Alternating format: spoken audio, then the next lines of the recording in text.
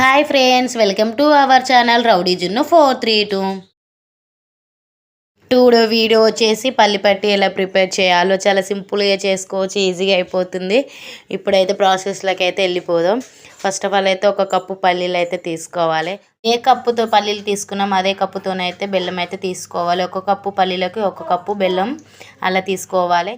పక్కనే gas on చేసి దానిపైన ఒక ప్యాన్ అయితే పెట్టేసాను. అది వేడయ్యాక అందులో పల్లీలు అయితే వేసేసి అవి మంట మాత్రం సిమ్లో పెట్టేసి మనమైతే వేయించేసుకోవాలి. మంట సిమ్లో పెడితేనే అవి మంచిగా ఏగుతాయి, లేదంటే మంట హైలో పెడితే అవన్నీ మాడిపోతాయి. నేను చూపించే విధంగా అలా అయితే వేయించేసుకోండి పల్లీలని. అలా అయితే వేయించేసుకోవాలి పల్లీలని అన్నిట్లని.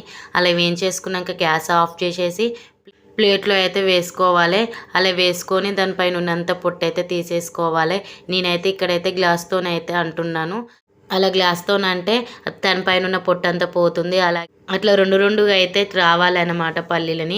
అలా వచ్చేంత వరకు మనమైతే గ్లాస్తో నానొచ్చు, లేదా చేతను కూడా అనుకోవచ్చు. అలా చేతను అనుకున్నా కూడా ఈజీగా వచ్చేస్తుంది. నేనైతే పల్లీలని అన్నిట్లని అలా రెండు విడుదలగా అయితే చేసేసుకున్నాను. అలా అంతా చేసేసుకొని పొట్టు అంతా తీసేసి అలా ఒక కటోరలో అయితే పోసేసుకున్నాను.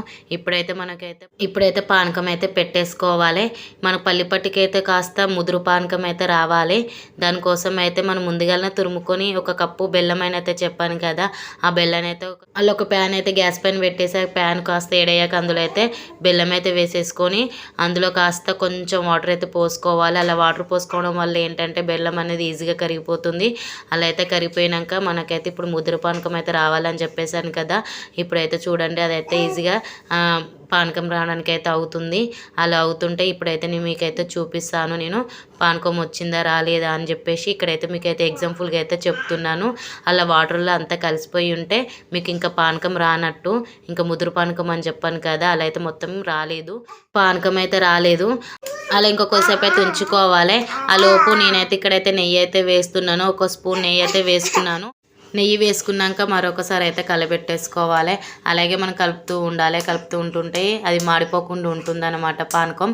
ఇప్పుడైతే చూపిస్తా చూడండి ఇప్పుడు పానకం వచ్చిందో లేదా అని చెప్పేసి. ఇప్పుడైతే మనకి పానకం అయితే వచ్చినట్టే నేనైతే చూపిస్తా. మనకు పానకం అంటే ఎలా రావాలంటే ఒక చిన్న బాల్ లెక్క అలా అయితే రావాలి.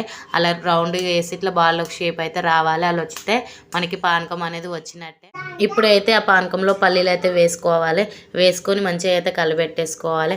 ఆ పల్లీలకి పానకం అనేది మొత్తం పట్టేయాలి. పట్టేంత వరకు అయితే కలబెట్టేసుకోవాలి. కాస్త గట్టిగానే అవుతుంది.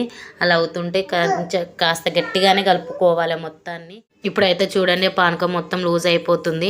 అలా వచ్చాక అయితే గ్యాస్ అయితే ఆఫ్ చేసేసుకోవాలి. అదైతే కాస్త చల్లారినాకైతే గట్టిగా అయితే అయిపోతుంది. మరీ అంత గట్టిగా కూడా కాకూడదు. పక్కన ఒక ప్లేట్ అయితే తీసుకోవాలి.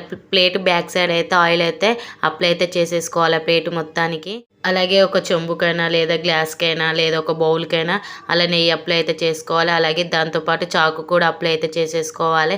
చేసుకొని పక్కనే పెట్టేసుకొని ఇప్పుడు మనం పక్కనే ఉంది కదా మనం పానకం అయితే చూడండి అది ఎంత గట్టిగా అయిపోయిందో. అదంతా అయినాక మరి మంచిగా ఒకసారి అయితే కలబెట్టేసుకొని ఆ ప్లేట్ పైన అయితే మొత్తం అయితే పోసేయాలి. నాదైతే కాస్త గట్టిగా అయిపోయింది. మరీ అంత చల్లారినాకైతే వేయకూడదు, కాస్త కొంచెమే చల్లారినాకైతే వేసుకోవాలి. చాలాసేపు చల్లారేసరికి నాదైతే గట్టిగా అయితే అయిపోయింది. అలా అంతా వేసేసుకొని మనం పక్కన ఇప్పుడు చెంబుకైతే నెయ్యి అయితే అప్లై అయితే చేసుకున్నాం కదా, దాంతోనైతే అలా అయితే ఒత్తేసుకోవాలి. అలా ఒత్తుకొని మనకైతే సన్నగా కావాలా లేదా లావు కావాలా అనేది మన ఇష్టమే.